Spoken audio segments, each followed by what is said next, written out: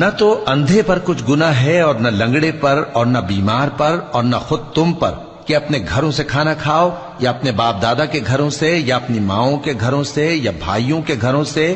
یا اپنی بہنوں کے گھروں سے یا اپنے چچاؤں کے گھروں سے یا اپنی پھوپھیوں کے گھروں سے یا اپنے ماموؤں کے گھروں سے یا اپنی خالاؤں کے گھروں سے یا اس گھر سے جس کی کنجیاں تمہارے ہاتھ میں ہوں یا اپنے دوستوں کے گھروں سے، اور اس کا بھی تم پر کچھ گناہ نہیں کہ سب مل کر کھانا کھاؤ یا جدا جدا۔ پھر جب گھروں میں جایا کرو تو اپنے گھر والوں کو سلام کیا کرو، یہ اللہ کی طرف سے مبارک اور پاکیزہ تحفہ ہے۔ اس طرح اللہ اپنی آیتیں کھول کھول کر بیان فرماتا ہے تاکہ تم سمجھو۔ مومن تو وہ ہیں جو اللہ پر اور اس کے رسول پر ایمان لائے، اور جب کبھی ایسے کام کے لیے جو جمع ہو کر کرنے کا ہو پیغمبر کے پاس جمع ہوں تو ان سے اجازت لیے بغیر چلے نہیں جاتے۔ اے پیغمبر